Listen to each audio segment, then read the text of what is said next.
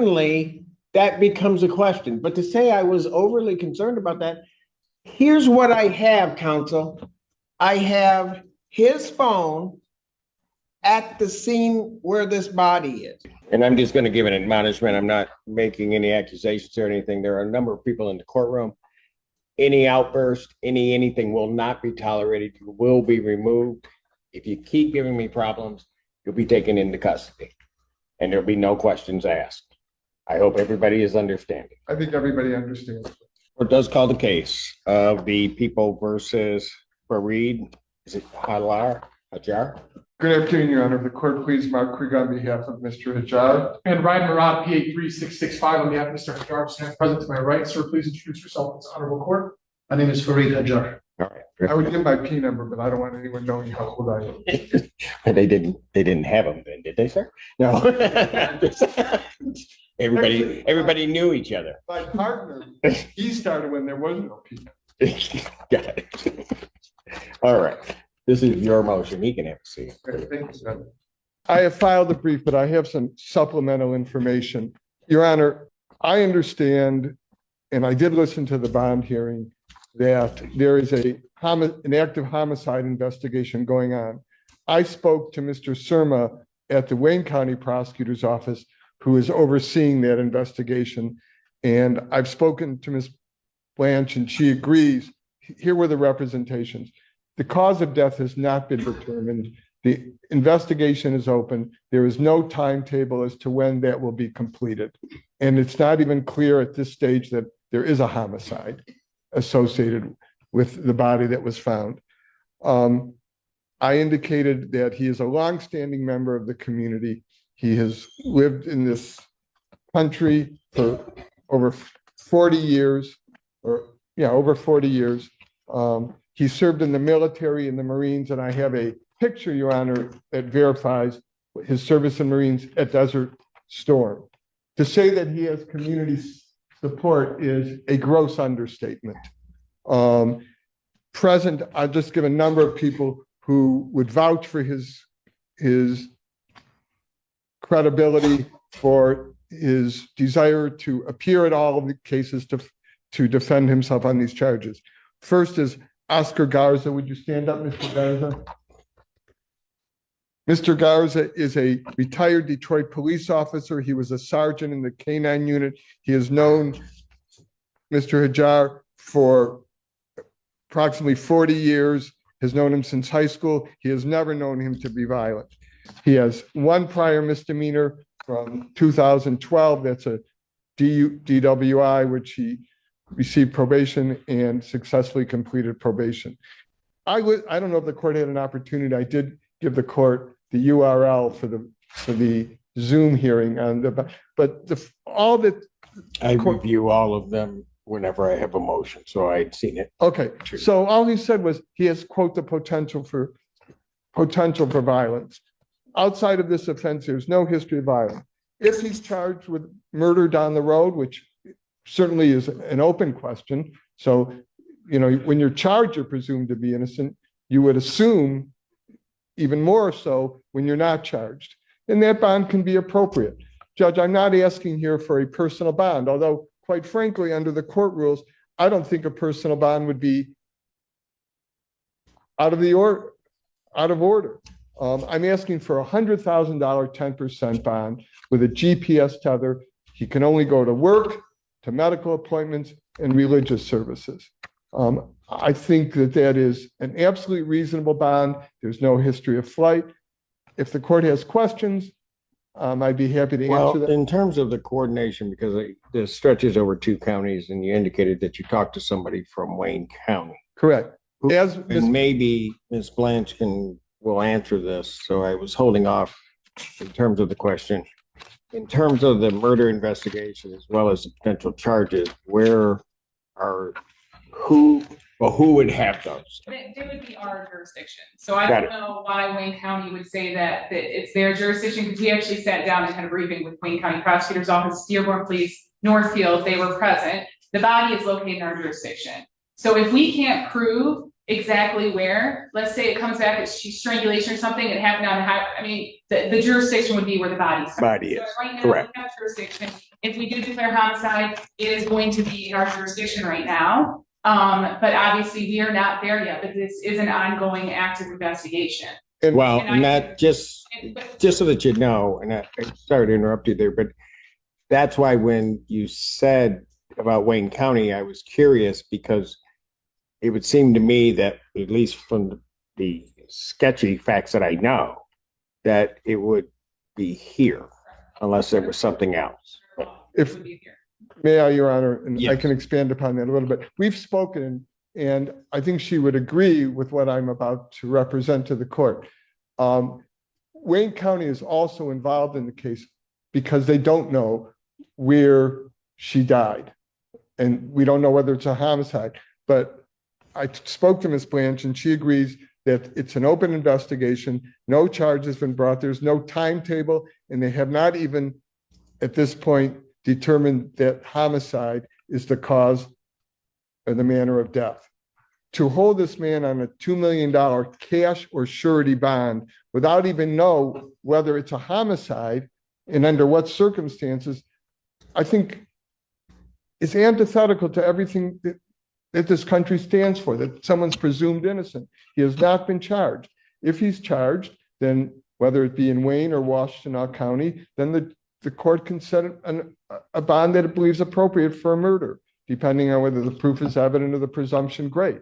But the $2 million cash bond on offenses that theoretically the guidelines are 0 to 17 at best, and like I said, at worst 19 to 38 seems to me to be a violation of the 8th Amendment and the Michigan Constitution. If the court has questions, I'd be more than happy to answer, but I don't think I've made any representations today that Ms. Blanche would disagree with in terms of the homicide investigation. Well, besides, I didn't want to get into the autopsy or what has been conducted so far because it isn't relevant to the charges yet. Correct. Right. But the fact that he's making these representations in court, medical examiners are medical examiner in our jurisdiction, and she did say that the circumstances are consistent with homicidal violence. That is, last time I talked to her, she's still waiting for the toxicology. It's pending. We won't know cause and manner until after that is done, and she wants to, hold off on drafting the autopsy protocol. But that is all we have right now in terms of whether or not this is a homicide. Obviously, it's still being investigated, but I'd like to speak just now based on the charges when I can on why I would like the bond to continue as it is. And if, Your Honor, homicide charges are brought, I will make sure he surrenders himself. Yeah, but counsel, if I were to have that preliminary finding, and I realize it's not a finding, but that this is consistent with homicide, then I have what was, at least from the documents filed by the parties, that there is some connection there.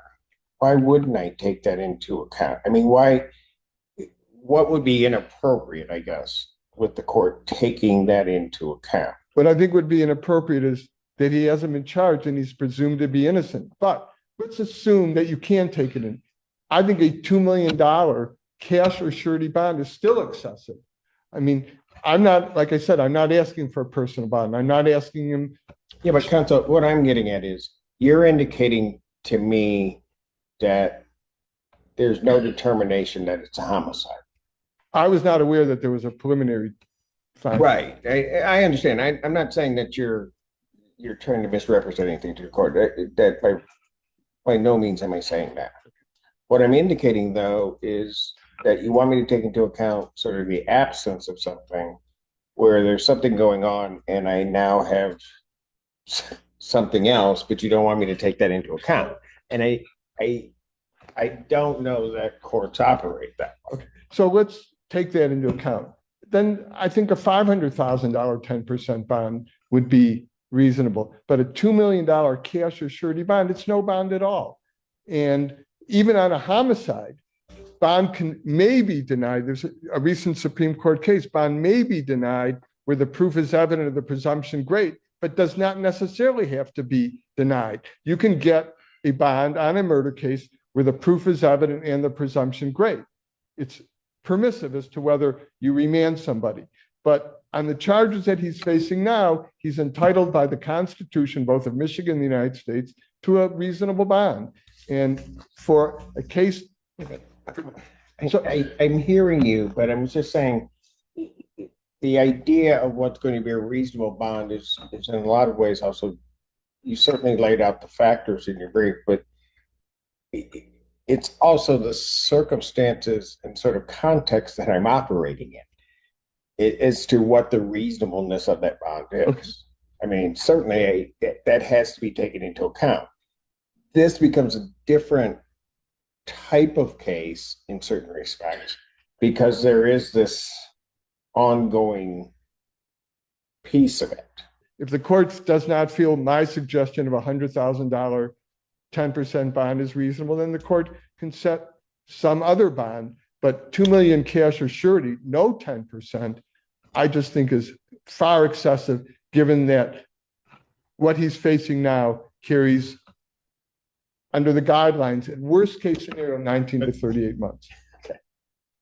And I'll certainly let Ms. Blanche argue, but one of the things that I'm to understand is that there is, so a couple of things. One, that there may have been misrepresentations as to the knowledge of the individual to the police by the defendant. That's been an accusation. I have not seen any discovery yet, so I can't speak to that. I've been told that there was a false exculpatory statement made. I'm aware of it. Correct. And also phone tracking data. So, and my point to that is this, and I don't know how much of the discovery you've seen, what you've seen, or none. not. If you're telling me you haven't seen any, then I don't know what I necessarily do with that. But as I'm to gather from this, were this a circumstance of he knew the person or saw the person, saw with the person, nothing else sort of connects them there, and then the person a week later is found dead? I certainly get your point. I don't think that's what I have here, which places this, at least for me, in a different posture. Because and I'll certainly let Ms. Blanche give the argument and the information to the court on that. But from what I gather here, I have, I think, his phone in the township, in Northfield Township. I have, so he's sort of tracked to where the body is. That's my understanding. And also, bond hearing. well, right, but then also that there is video where the defendant is in the presence of the decedent in this case. So it certainly, I'm not operating in the vacuum you like for me to operate in, because I think I've got something wholly different here. Now, there may be other explanations for it ultimately down the road. I'm not making that type of finding, but I can't leave that out and just ignore it either. Okay. I get that, Your Honor. That's why I'm saying if the court doesn't feel $100,000 10% is a reasonable bond, then the court has a variety of bonds: $500,000 10% bond, $1 million 10% bond, but a $2 million cash or surety bond is no bond at all. Your Honor, I would just argue that the factors that the court's relying on, what's been placed on the record, I still don't think is a nexus with a homicide charge. I think with count 1 and count 2, that's what the court's laying on the record here, is that if someone was allegedly found in a certain area, but there's been nothing placed on the record that tells us there's a certain dispute or certain violent tendency, certain behavior that my client is responsible for this. That has not been laid on the record. What's been laid on the record here is supporting evidence for count 1 and count 2 of this charge, not of any unrelated charge. There's been nothing before us that said that there was some sort of issue. So let me just stop you there for a moment, because there's a bit of a problem here.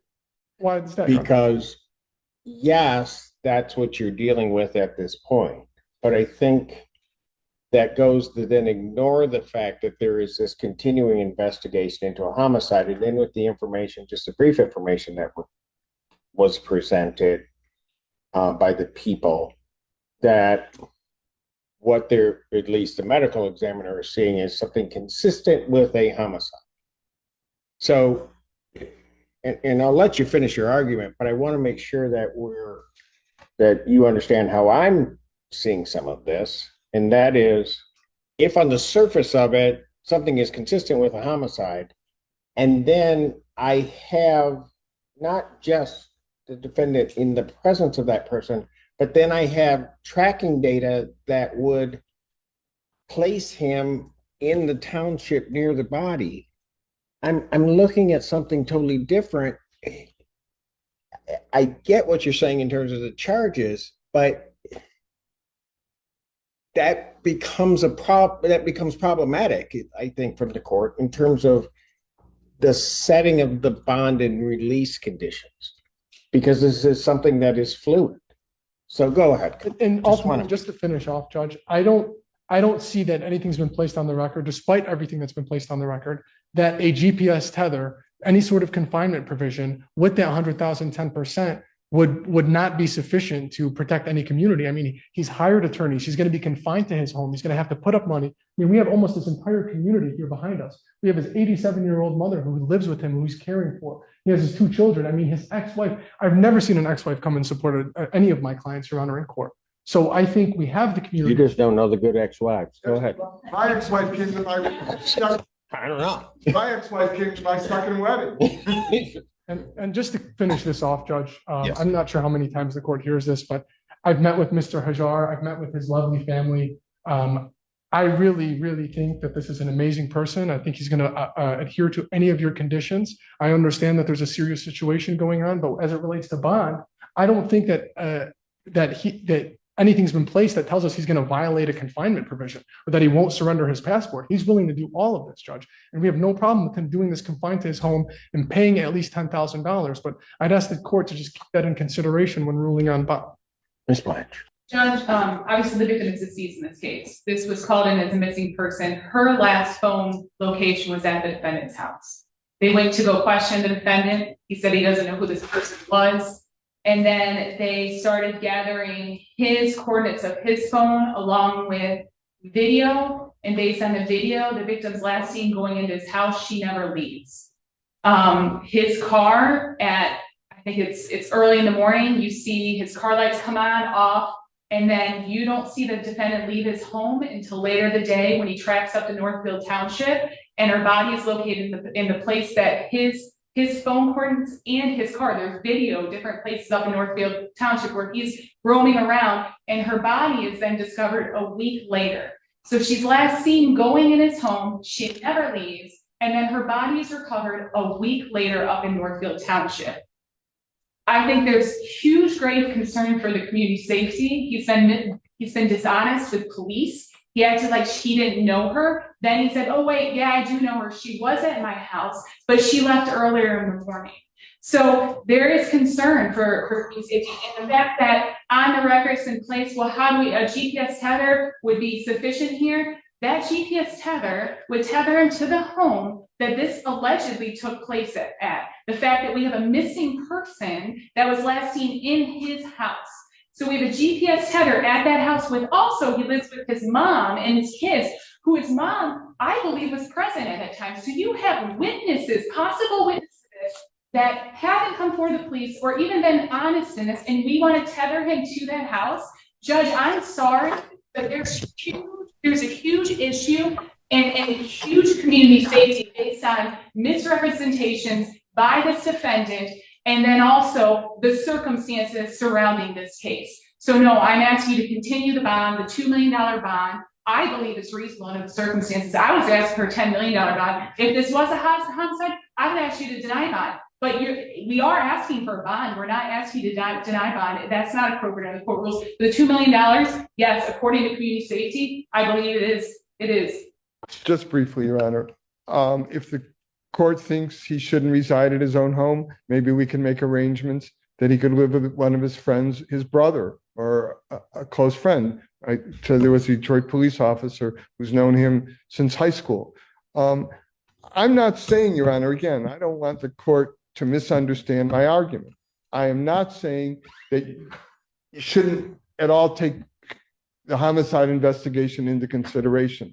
What I am saying is, even if you take it into consideration, he hasn't been charged with it, and a $2 million bond is no bond at all. I mean, if you wanted to go to a bail bondsman, you'd have a $200,000 premium that would be non-refundable. They don't have that kind of money.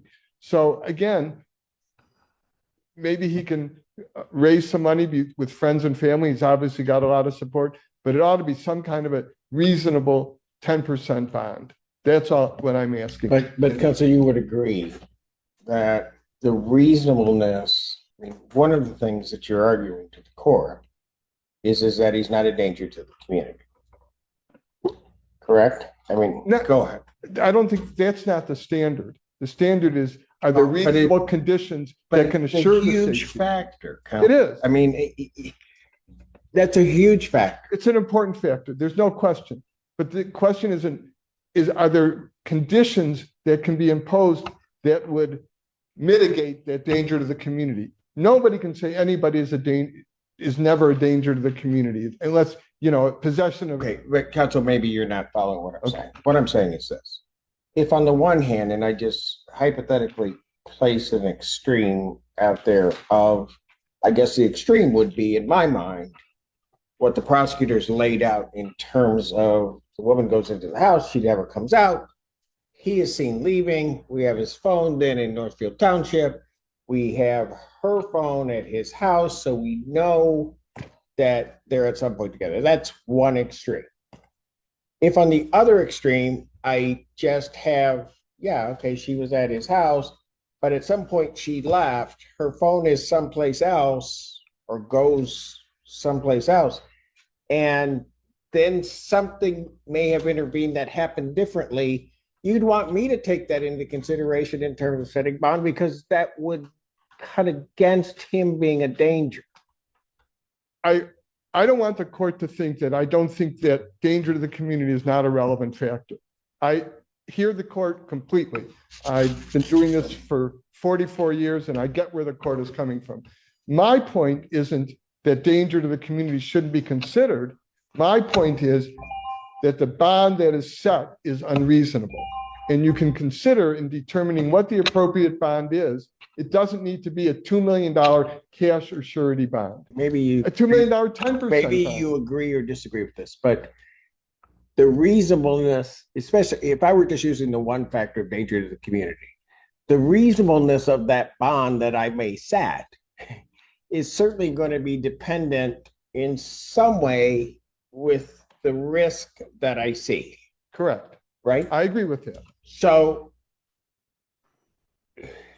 it really requires me to sort of analyze what's there and what risk is there. I never forgetting he's presumed to be innocent. I'm not saying that, but just in terms of the risk of what evidence is there. I'm having a difficulty here at this particular moment because I don't want to, I want a full fair hearing for anybody that comes before me. When you indicate to me that you haven't seen the discovery in some of the stuff that's coming out, and I'm not saying anybody's playing any games, I'm not saying any of that. I would just like the full-fledged argument. There may be a reason, if true, and I have no reason to doubt it, that her phone tracks to his house, which may be inconsistent with statements that he's given. There may be some reason for it. Where I'm at right now, and I understand why you brought the motion when you did, but where I'm at right now is that gets put out there. I don't have anything on the other side of that. And there may be, and it may be unfair for me to be looking from you if you haven't seen even the preliminary parts of the discovery. The only thing I know is what I listened to at the arraignment and the bond hearing at the arraignment. But let's assume if this was, let's say this was a murder, which it's not at this stage, and the cause and manner of death have not definitively been determined, I think a $2 million 10% bond would be reasonable. So what I'm saying is the court should not have to punish him and make him pay a premium of $200,000 that is not refundable. So make it a 10% bond, Your Honor. I don't think this court gets in the business of punishing people with bonds. We just don't. But again, But counsel, some people, sometimes the prosecutor thinks maybe the court's being too lenient. We're letting people go because of the bonds that we've set. Then there's defense attorneys that get all upset with us saying we're trying to punish people by the bonds that were set. I can tell you every judicial officer in this court, and I know certainly for me, I'm looking at a number of different factors. I rely upon counsel to give me all of those factors. I factor in all of the things that you pointed out. Factor in, is this person going to be a danger to the community? Is there a way that I can, given the circumstances of what's going on, safely release this person into the community and the like? I go through that whole analysis. can I throw something out to the court that I think? Can I stop you? Probably not. You So probably- go ahead. If you told me no, I would keep my mouth shut. I can tell you that. I've learned. Judge, the difference between a $2 million cash or surety bond and a $2 million 10% bond, the only difference is either way he has to put up $200,000. Either way he has to put up, but one is refundable and one is not. And even the $200,000 10% bond, the court keeps $20,000 of that for administrative costs. So all I'm saying is, Judge, if you're going to make him post $200,000, if he shows up, which is certainly isn't chump change, $200,000, that is a significant bond, and he forfeits it if he violates it in any way. And if the court feels that he should live with his brother, who would ask as a third-party custodian, so be it. But I'm asking, Your Honor, that all I'm saying is, even when you consider the homicide investigation, that a $2 million cash or surety bond is excessive. That's my argument, Your Honor. And whether— Well, you just said two things to me, because I'm trying to figure out, Okay. and I want to make sure I'm getting your point. I understand you're saying that it's excessive. You're also making the argument, I think, that even if the net dollar amount's the same, that when all's said and done, somebody, whoever would put that up, would like to get some of it back. Well, the bail bondsman doesn't get it back. Oh, I know. I am aware of that. But also the difference is that he could possibly raise $200,000 with the understanding that he's going to show up. These people trust him. They would loan him the money, but with a bail bondsman, he'll never see it again. And nor will the friends and family that are willing to chip in to post the bond. He does not have $200,000. I mean, I've never, I've been doing this for 44 years, shown this kind of support at a bond hearing, ever. I mean, he's got strong ties with the community, served his country honorably, put his life on the line in Iraq. Counsel, I'm not disputing any of that. I know you. That's what it is. I also realize I have people who may have led great lives, that when one's looking at it, they've led great lives, that all of a sudden something happens. Don't know what, maybe nothing happens, but all of a sudden something's in front of me that something has happened. And at that point, I have to sort of weigh and balance and try to determine what would be appropriate to have this person released. Understood. If I have someone who on one hand met somebody that night and then somehow or another through what nothing that really connects them ends up deceased someplace in the field or wherever, that's one thing. If I have someone who, and I'm not saying this is his case, lured somebody into a house and then all of a sudden kills them and then it takes them out and then dumps them into a field, those things on the surface can look the same, but it's a very different risk analysis in terms of what bond I set to then let somebody into the community. I understand. And again, I'm not asking for some, No, I know, counsel, and but I think his 57 years should count for something, just as a homicide investigation should. it does. His service to this country, it counts. The support, everything counts. It's a balancing for me. I appreciate the support that's come. I appreciate all the letters, everything that I've seen. All of those are things for this court to weigh. But there's something going on the other side of the scale too. I can't just take that and say, okay, well, this is it. There's something on the other side of the scale, which the people have pointed out. And the problem, counsel, and this is where I want fairness, is that those things that the people are putting forth, I don't have a I'm not hearing a counter from you. I'm not looking for you to give me your whole case. No, I'm not looking for you to do all of that. All I'm saying is what the people have laid out, quite frankly, is some pretty damning things if those allegations are there. And I'm not hearing an answer. I'm not saying that I won't have an answer, but I'm not hearing an answer. And I think the reason I'm not hearing an answer, or even some suggestion of an answer, is because the discovery hasn't been seen. My answer wasn't going to be on the merits of the facts of the case. My answer was going to be, the court said, yes, his life does count for something. And absolutely.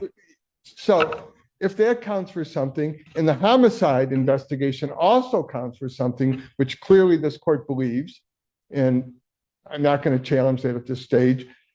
So they both count for something. So if they both count for something, there's somewhere in between a $2 million cash or surety bond and a personal bond. Well, because that's funny, counsel, because what I would really be arguing in between is what their original request was, which was a 10 million and a personal. So I'm not here to just pick a number.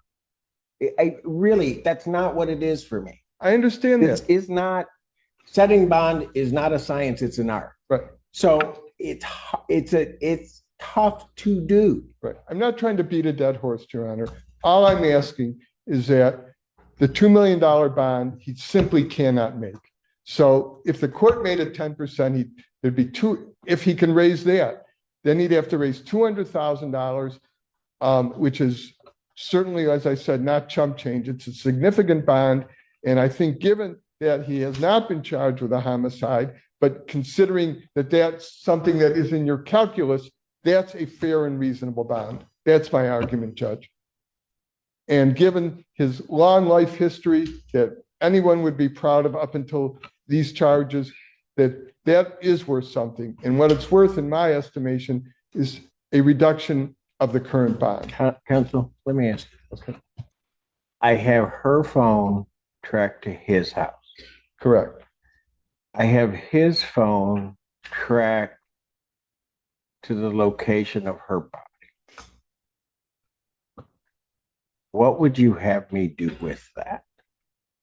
I'm not saying any of that can necessarily be proved, but what would you have when you're talking about me doing the calculus? What do I do with that?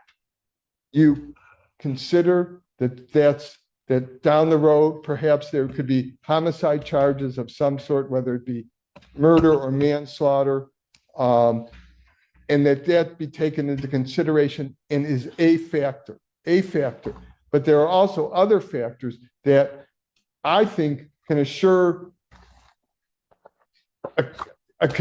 conditions or combination of conditions, meaning tether, passport, third-party custodian, that will assure the safety of the community. I'm wondering whether or not you would agree with that if you saw at least the preliminary discovery. What, a $2 million bond? Well, I would, with something other than what you placed in your motion. And I don't know, counsel, and I'm not trying to put you on the spot in that. I'm just saying if and when he's charged with a homicide, he But- could be but- remanded. But counsel, let's say it's not even the homicide charge. But I have those factors all in the charges what I have now. That's a huge risk. Anytime someone is released on bond, there is a risk, Judge. Yes, but counsel, there are different cases. That's And right. if I have some woman who has disappeared, who ends up dead, who the phones are at the same places, and then within the course of that investigation, I have someone that you want me to let out to say, trust him that he will do this, and I look at his life, I also have that other part that he's been deceptive throughout the investigation. All of that's got to play in. Yes, if you want to take that into consideration, I understand that. My argument, Your Honor, is that if there's going to be a $2 million bond, it ought to at least be a 10% bond. And that, I think, is a reasonable bond. I've seen homicide cases, murder cases that I've done in my 44 years, and I've done nothing but criminal defense my entire career, where I've seen in homicide cases bonds far less than a $2 million 10%, where there's significant evidence. So what I'm saying, Your Honor, is what's reasonable.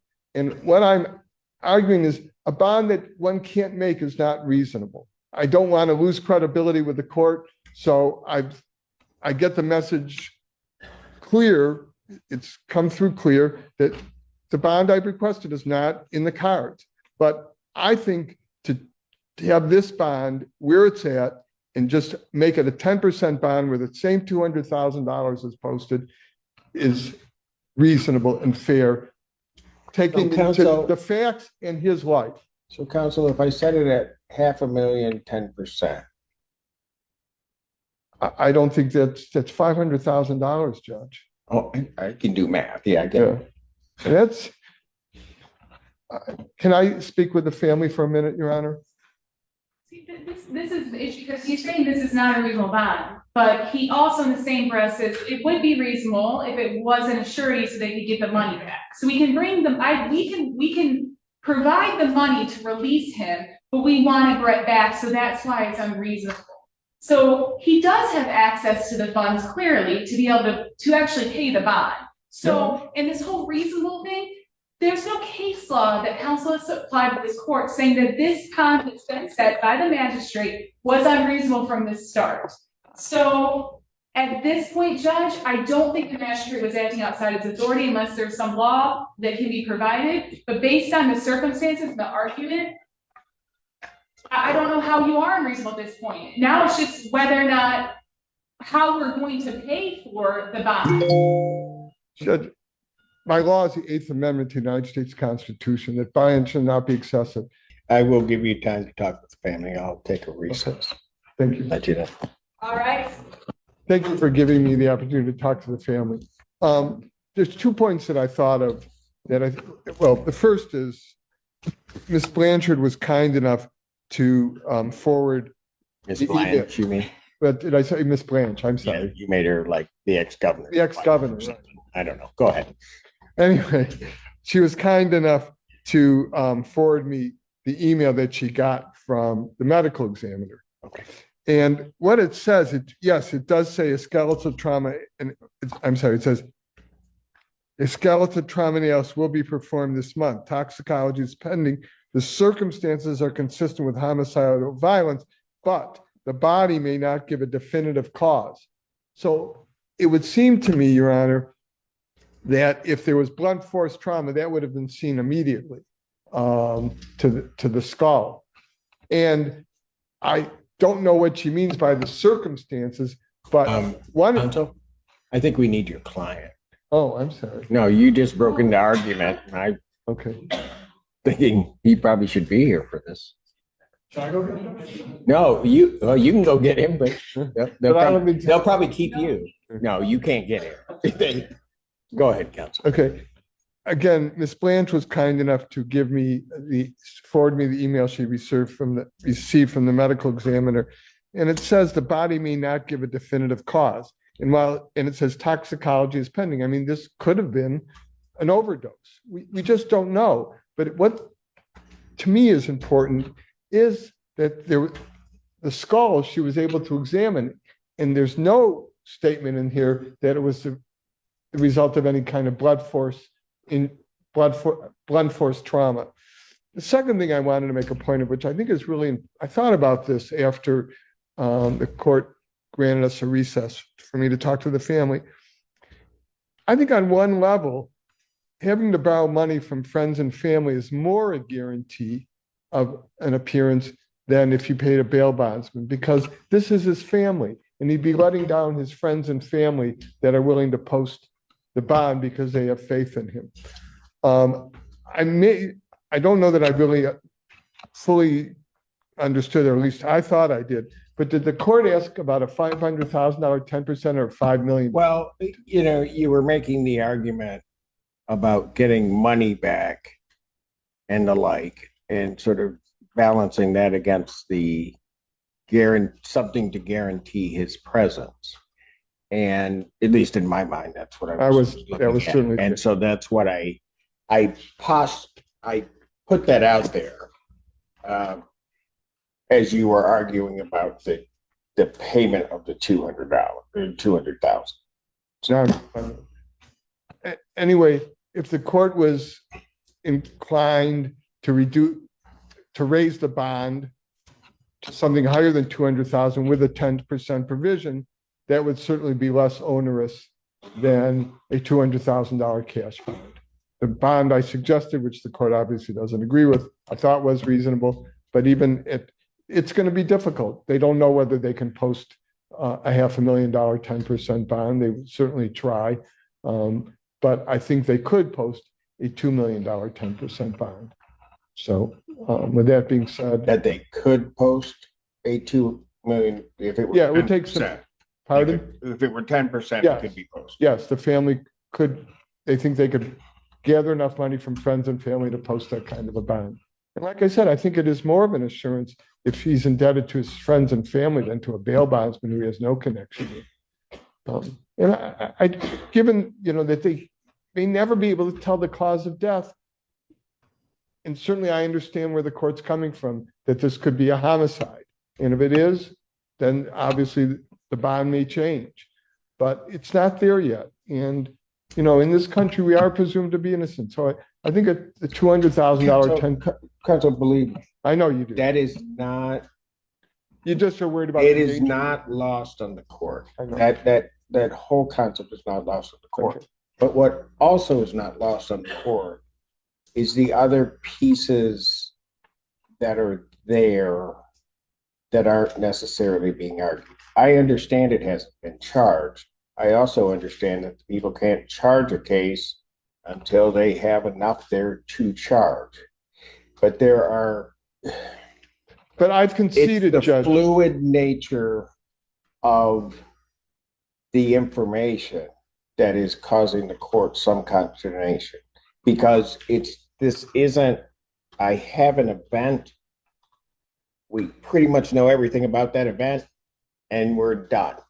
What I have here is we have an event of some type. We're not even sure what that event necessarily was, but we see some of the manifestations of it.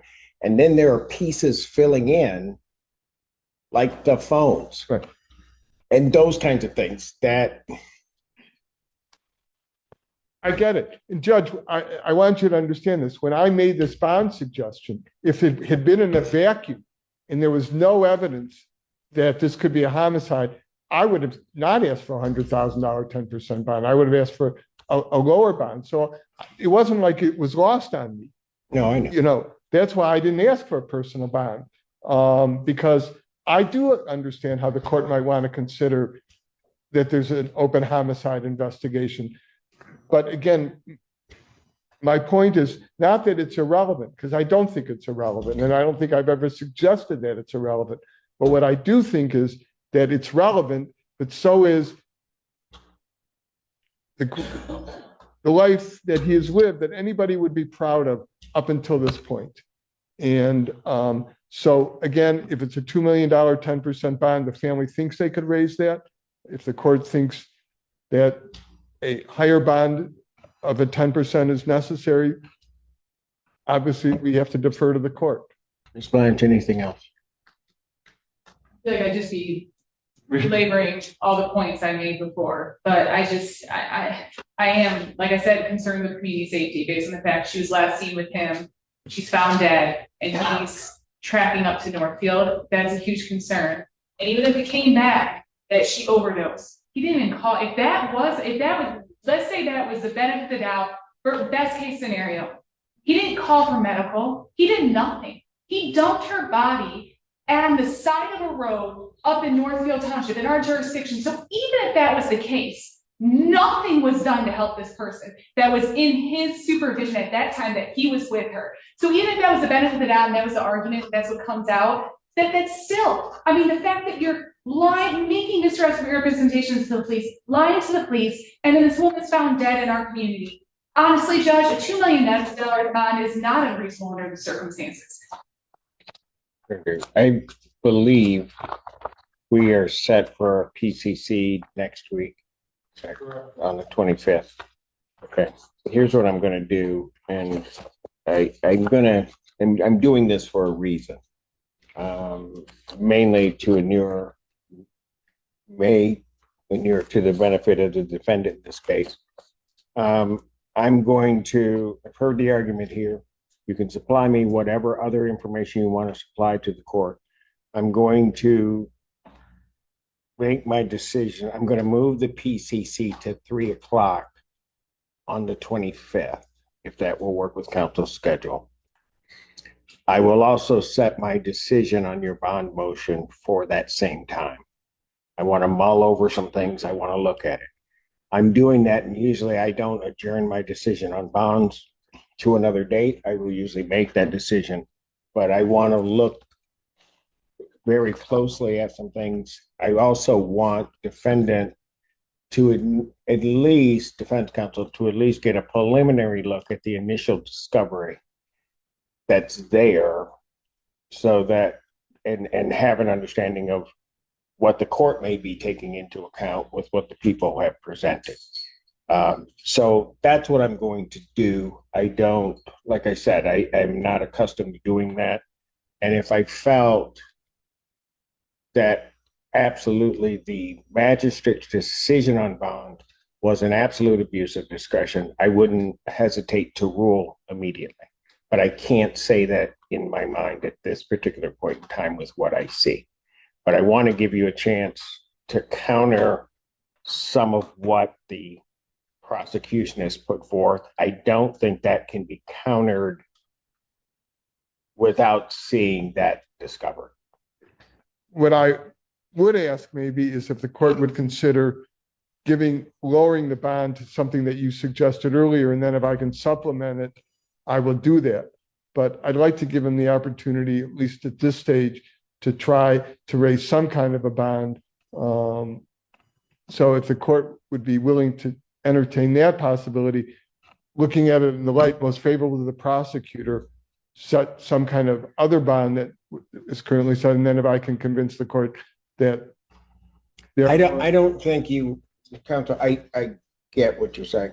I don't think you want me taking what I know now, looking at it with benefit to the prosecution. I really don't think I understand why you're saying that to me, but I don't think you want me to do that, because if I do that, I'm done. And I don't think I should be, because I want to make sure that everything that you have is given to me, and then let me make my ruling. People can like it, dislike it, but the one thing that you'll be able to say is that I looked at everything, gave everybody the opportunity to put forth everything before me, before I made my decision. And that's why I'm doing it this way. Okay. All right. Thank you. So the 25th at 3 o'clock.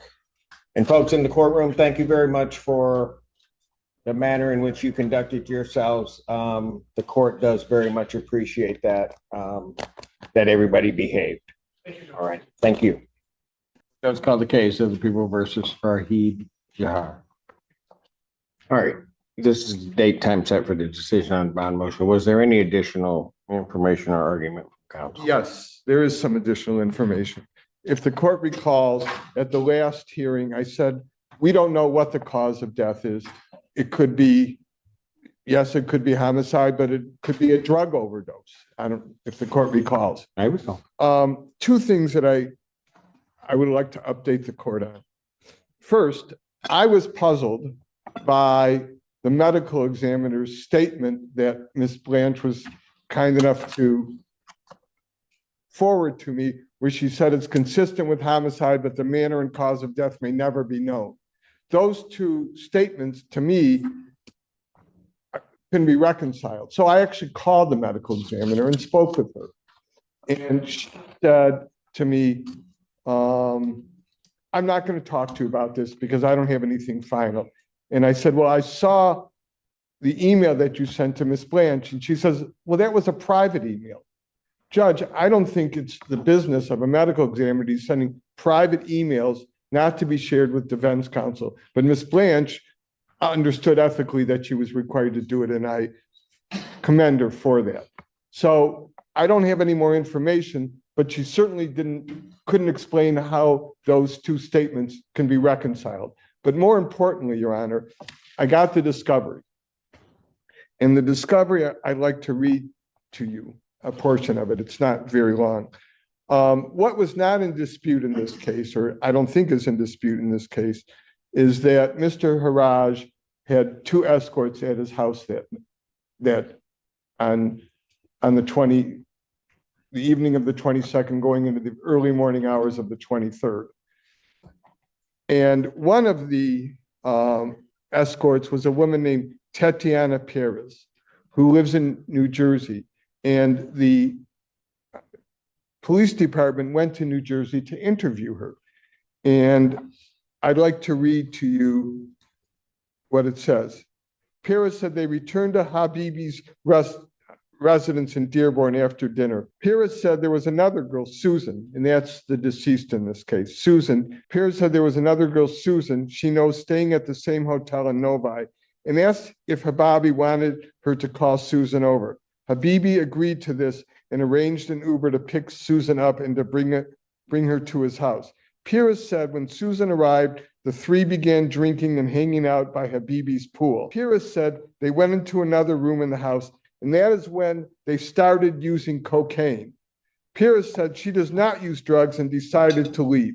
So what we do know, at least from the other witness that was present, is that Suzanne, the deceased, was doing cocaine, according to this. Could have overdosed, could have had a heart attack, so on. But counsel, And I don't know if you want to make that argument, because depending on who supplied the cocaine, but certainly it being at the location, if it's that drug overdose that then results in a death, you got a whole other problem. I recognize that. But the evidence in this case, the discovery, there is no evidence, and I mean, burden of proof is on the people or the prosecutor. There is no evidence that those drugs were supplied by Mr. Hajar. Nothing. There was a white powder found in a backpack belonging to, who I think belonged to Suzanne, although that's not quite clear. Although the white powder did not test positive for cocaine. So I don't want to mislead the court. But the point that I'm trying to make, the burden of proof is on the government at every stage of the proceeding, although the burden of proof is lower at a. But counsel, I don't leave behind my just common sense. I mean, I'm not sure or wise in everything in the world. Maybe somebody could tell me, because I don't deal with escorts. So, I mean, I don't know if they bring their own cocaine. I would assume that that's not what happens. But Judge, in all due respect, I mean, we're making an assumption where a man is presumed innocent, isn't even charged with this crime. Counsel, this whole thing is full of assumptions.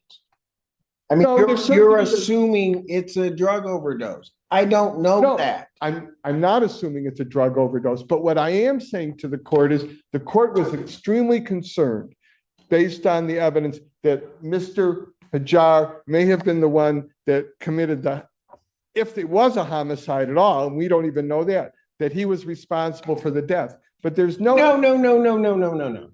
Certainly that becomes a question, but to say I was overly concerned about that, here's what I have, counsel. I have his phone at the scene where this body is. I'm not disputing that. I have this woman, along with another woman, as I'm to understand it, that goes into his house. Her phone, the deceased phone, is pinged to his location. And then it's time also to understand nothing else after that. So there is certainly a whole lot that can be made up in there or assumed to be. But I got somebody that's dead. The last place I had that person is his house. That's what I got. That's what you've got. I'm not disputing any of that, Your Honor. And that's why when I filed this motion, I didn't ask for a personal bond. I asked for $100,000, 10% bond, because the defendant has not been charged with a murder, but recognizing that there are circumstances which might lead one to believe, although he's presumed to be innocent, that somehow he was involved in a homicide. But there's no evidence at this stage that it was a homicide. And I'm not saying, Judge, and I maybe I'm just not making myself clear, but I'm not saying that it shouldn't be some kind of a cash bond, although the presumption in Michigan is to give a personal bond. But a $2 million cash or surety bond, where he has to pay a bail bonds person $200,000 that is not refundable.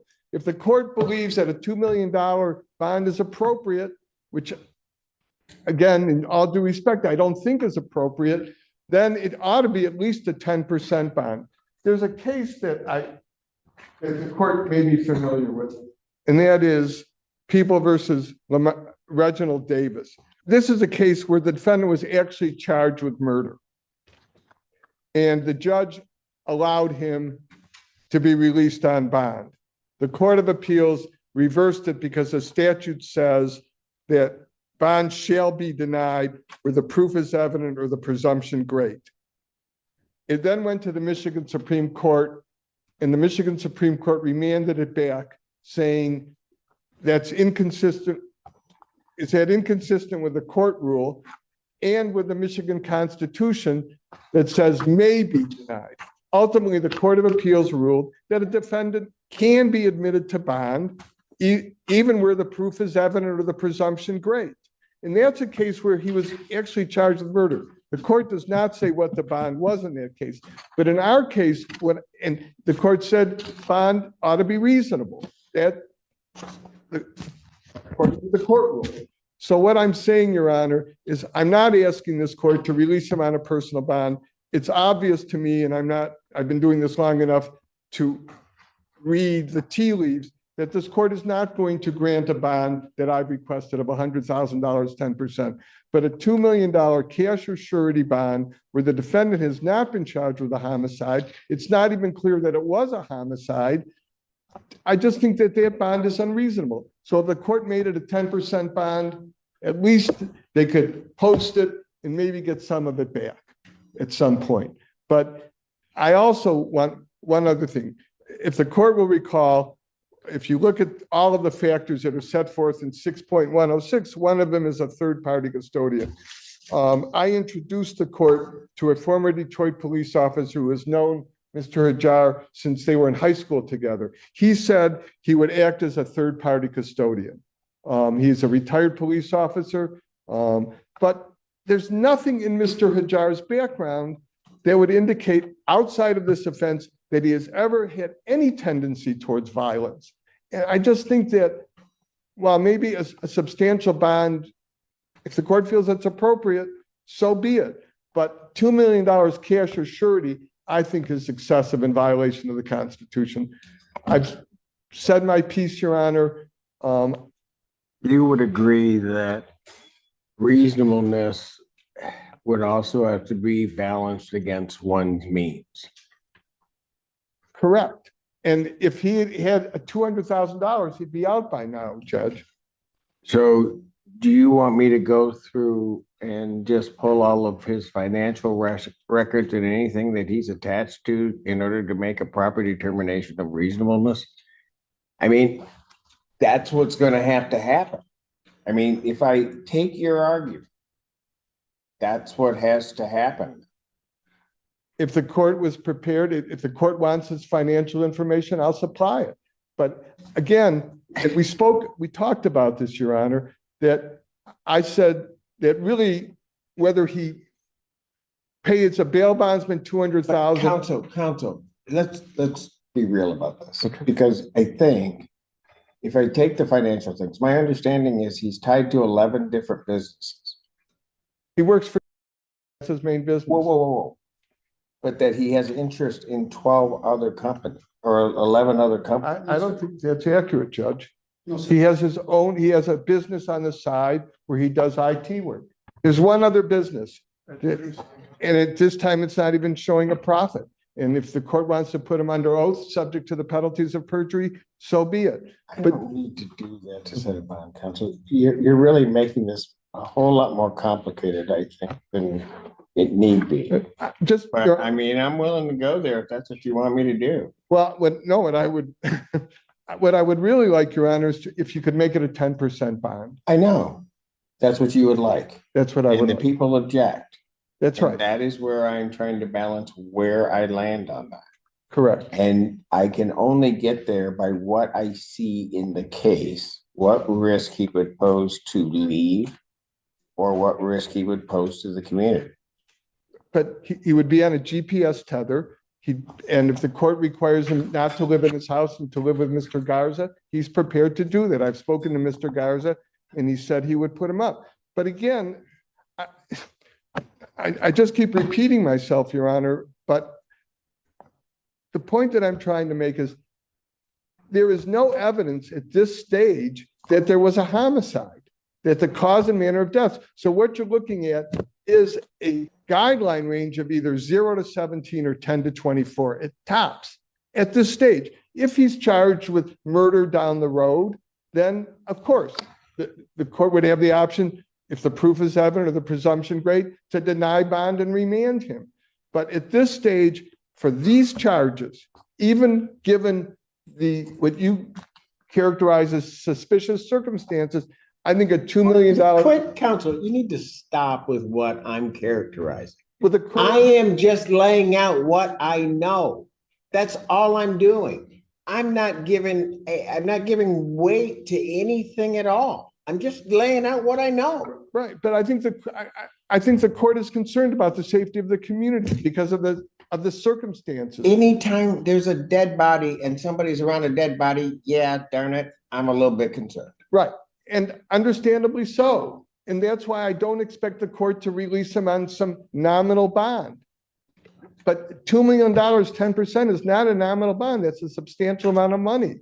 And if the court wanted him to, in addition to that $200,000 10% bond, to post a house where he lives, we're prepared to do that. That gives some surety in addition. And he's only facing at this stage a charge that carries a maximum of 24 months under the guidelines. We live in a country where a person's presumed to be innocent. And there is no evidence in this record at this stage that this was a homicide, other than a statement that seems to be contradictory, consistent with a homicide, but I don't know whether we can ever determine the cause and manner of death. Judge, I've been beating a dead horse, which I said the other day, but again, if the court does not feel that something less than a $200,000 10% bond is appropriate, so be it. But I think that's a reasonable, fair bond under the Constitution. Anything from the people. Yeah, just briefly, I just want to make the record correct on the fact that the medical examiner didn't email me. I actually received the email through my officer, so she wasn't emailing me and saying, don't share this with the defense. That wasn't what happened. She shared it with my sergeant and he sent it to me. So I just want to make the record correct on that. And he's right, this is not a homicide. That's why I'm not asking the court to deny the bond. I'm asking to set a bond. We had asked for 10 million to begin with. And under reasonableness, he's saying they can actually post this bond, they just don't like the fact they're not gonna be able to get the money back. Which if you're making that statement, then how are you saying it's unreasonable when you actually can pay for it? You just don't like the fact that you're not gonna get the money back. I was quiet during your argument, sir. Can I please finish? Sure. Judge, when it comes to cocaine, he's relying on, he's telling the court that a independent witness had suggested that the victim had ingested cocaine that night. I don't want to try this case right now on the record. However, the defendant said there was no cocaine at the area. He doesn't partake in those drugs, and there was none there that night. So there's conflicting statements around whether or not cocaine was actually at the place. So to just blanket say that we have a witness saying that, well, the defendant said there was no cocaine there that night. And this backpack that he says belonged to the victim, she walked in with suitcases that night. The police asked the defendant for the suitcase she walked in with, and he doesn't know where they are. So I'm just concerned what's been kind of portrayed on the record. Hold on. I want to make sure I understand that. Who is saying that she walked in with suitcases? There's video showing her walking in with suitcases because she left the hotel, came to his house, and then the suitcases are gone. Judge, I don't believe the bond is unreasonable in these circumstances. I'm not asking you for the $2 million based on the fact that, this is a homicide right now. I'm asking based on the fact of defendant's misrepresentations to the police that night, the fact that we have a missing woman last seen going into his house, never coming out, and then his car going up to Northfield Township, and she's found dead in the place that his car was at. That alone, those circumstances, I believe that he presents extreme danger to the public, and I believe based on that, you can rule $2 million for his bond, and I don't believe it's unreasonable because he's already said that he could post the $200,000 to 10% to a surety bondsman. So I don't know how you can make that argument, Judge. I can tell you exactly how I can make that argument, because a bail bondsman requires collateral for the rest of the money. So they'd have to post collateral of $2 million. They don't have that. That's the problem. If it was just the 200,000, it may not, they could raise it, although I think it's punishment to have to do a non-refundable 200,000, but the bail bondsman requires surety such as a house. And that's $2 million because the bail bonds person needs to protect himself. No one's ever argued that he was a risk of flight. And again, this is a man who's in his 50s and has never been in trouble other than a 12-year-old drunk driving. Counsel, what about the suitcases? What about his statement regarding the suitcases? You mean a statement about the cocaine? Okay. No, about the suitcases. I mean, so that's part of the problem here. Part of the problem here is that there's going to be all of these things coming out that are going to cut one way and or another. And so I was, at least for the purposes of this decision, satisfied to say there are certain misrepresentations to people that was contained in the people's motion. But now when I get down into the specifics of what those misrepresentations may be, that raises more concern for me. I mean, because counsel, the witness you're talking about, you went through a lot of things about it potentially being something involving drugs. Then we find out, and you quote a statement about the drugs, only to find out your client's denying that there was ever any drugs. Then it just gets worse. I mean, at least in terms of my analysis of what risk he poses, because now I have that woman walking in on video with suitcases. She leaves there, the suitcases aren't to be found. They ask for suitcases, he doesn't know where they are. There was one suitcase, it's not plural, but yes, the video And shows. where's the suitcase? Judge, I have not spoken about. No, but see, counsel, that's what I'm getting at. You want me to make an assessment regarding your client, the risk he poses. The more this stuff comes up, and when I ask the hard question, nobody wants to give me the answer. I'll do my best, Your Honor. it's not unusual, at least in my experience, that people make false exculpatory statements. I get it, And but are they acquitted. don't hide evidence. I mean, okay, that's the problem that I'm having now. Now, I come back today and there's this other added thing now. And that I think I can take into account in terms of the bond. I'm not saying that you can't take that into account. It's never been my argument that you can't take those things into account. My argument is, Judge, Counsel, $2 million tell me what I now do with now an indication that there is potential evidence that is missing, and a statement, I think, is at least an indication from people that your client is misleading authorities as to the location of that evidence. What do I do with that? I'd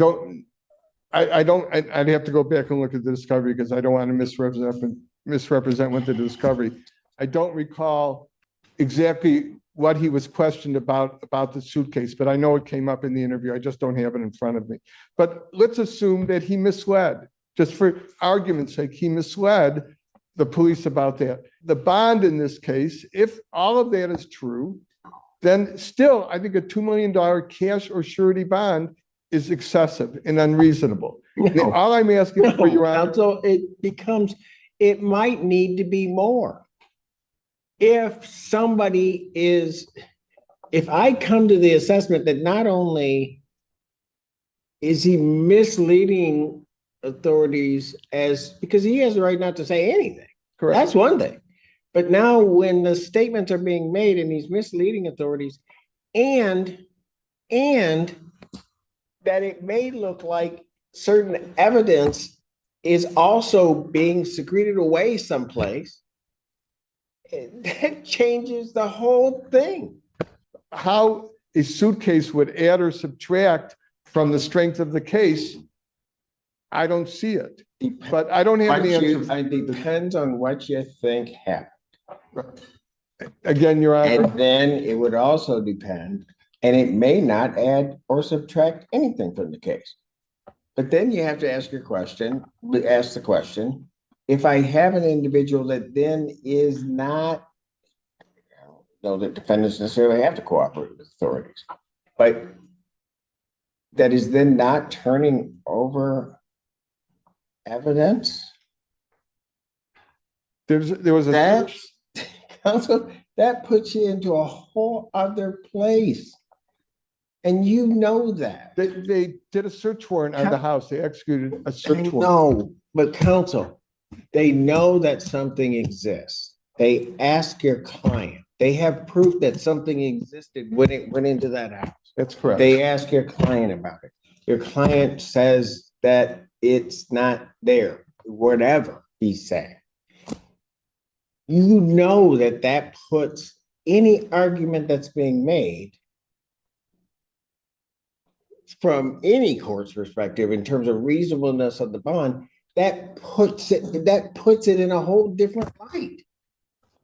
Judge, I made my. That's what I'm saying. It's getting worse. But you have to factor into that. I also have somebody that it is also alleged as lying to authorities, who also is having evidence that they're not turning over to the police and or have secreted in some way and or destroyed. It doesn't go one way, counsel. And I'm not saying it does go one way. All I'm saying, Your Honor, is $200,000 is a substantial bond. He's not charged with murder at this point, and they haven't even shown that it's a homicide at this point. And it may be quite some time before that happens, and he sits in jail on a case that has, at worst, 10 to 24-month guidelines. That's my argument, Judge, and I don't mean to keep repeating myself. Anything else from the people? No. Court's going to stand in recess. Everybody can remain seated. Back on the record. The court has reviewed the Court of Appeals case and read over the Court of Appeals cases provided by the defense. Let me first say, as I said at the end of the last hearing, I do not believe that the bond as set by the magistrate, at least based upon the information that the court had at the time, that this court had at the time, that this court could constitute or say that that was an abuse of discretion. What is notable in the defense's argument, and all of it certainly being legally correct, but then again, taking those arguments and applying them to particular factual circumstances, at least as the court would know them at this time, may be where there is some difference. Notable is the defense's statement that the $200,000 that may be required to pay a bondsman, that could be accomplished, but that then there is, that the real crux of the issue is that should everything go forth through trial, through everything, where there would then be a release of that surety, that the defendant does not get that back, or the monetary funds back. That is correct. But they're also not having to put up the entirety of the $2 million. But what's notable in that is that the $200,000 could be indeed posted. The more the facts are laid out before this court, the more the court has not just questions, but certainly has concerns about safety to the public. I don't doubt that there are individuals at basically a full courtroom, the last hearing, that there would be individuals who would vouch and that the defendant could be released to. That isn't really the court's concern. What is of concern to the court is that as this is ongoing, the risk, the danger, as it is uncovered as to maybe what occurred in this case, would lead the court maybe to a different conclusion as to the defendant's danger to the community and the threat that he may pose. By way of example, certain facts today, some of them laid out in generalities, but not in specifics, were not known to the court just last week. And they do give this court great pause. And I don't think it unreasonable for this court to take into account what may be statements made for the purpose of misleading an investigation and or the concealment or the destruction of potential evidence in the case. One of the reasons why I wanted is counsel were going through everything last week, that the defense at least be presented with or have the discovery in case those arguments were made. That having been said, the court is going to rule in this case that the bond is set by the magistrate. As I've indicated, I don't believe is unreasonable.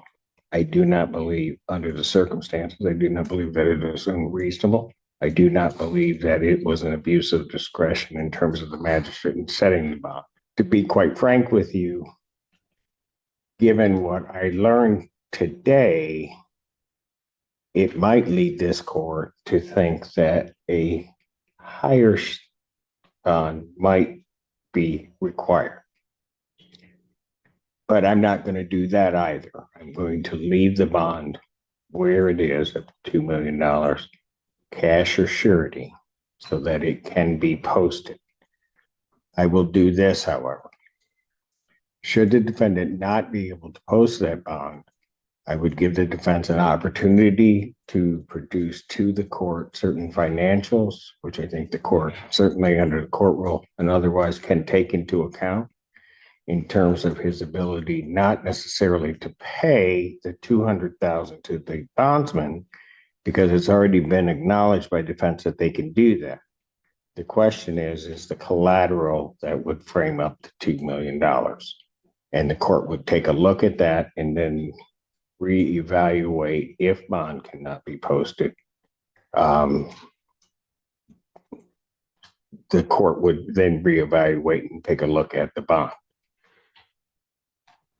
I would also say, however, because of at least what the court knows or thinks it knows at this point in time, that as a additional condition of the defendant's bond, and I believe that the magistrate did order a GPS tether. I would order that if the defendant is released, he is to be a GPS tether is to be placed on the defendant prior to his release. Indicated also he would have to surrender any passport or any other documentation which would permit him to travel outside of the United States. Additionally, as part of this court's order, given what I've seen here, that should there be enough evidence at some point, and this will be a condition of his bond, that if there be enough evidence that the people would file and charge the defendant with open murder, first or second degree murder, or any other type of homicide type of an offense, that the defendant bond as set would be canceled, and he would then have to surrender himself immediately to the Washtenaw County Jail if those charges were to come about. And that would, as indicated, be a condition of his bond in this case. That is the ruling of this court. Is there any questions regarding the court's ruling?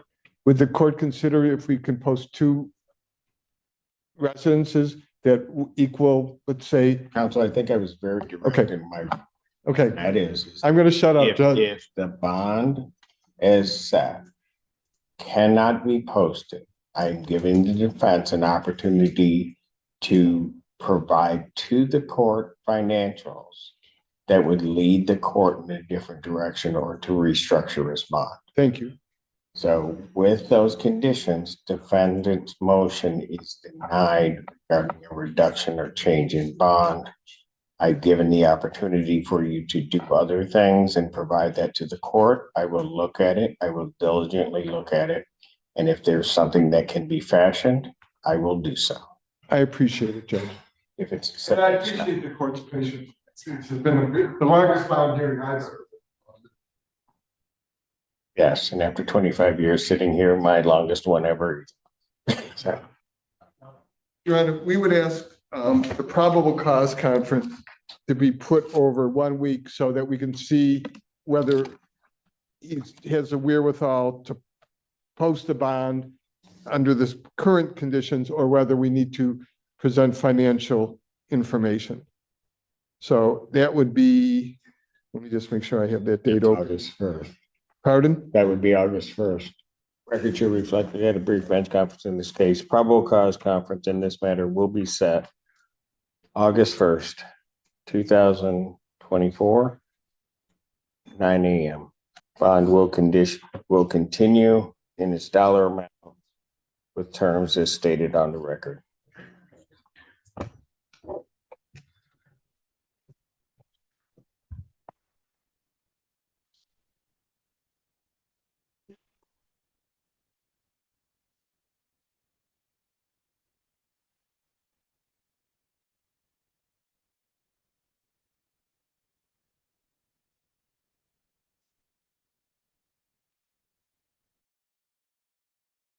This case focuses on a serious court hearing where judges, defense lawyers, and prosecutors argue about whether a very high bond is fair for a man who has not yet been charged with homicide. The defense says a $2 million cash bond is excessive and unfair because the possible punishment he faces is much lower, and such a bond keeps him in jail even though he is presumed innocent. They highlight his strong family support, military service, community ties, and willingness to follow strict rules like GPS monitoring and passport surrender. On the other side, prosecutors argue that the situation is dangerous because the victim was last seen entering his home, never leaving, and was later found dead in a location connected to his phone data, along with claims of misleading police and missing evidence.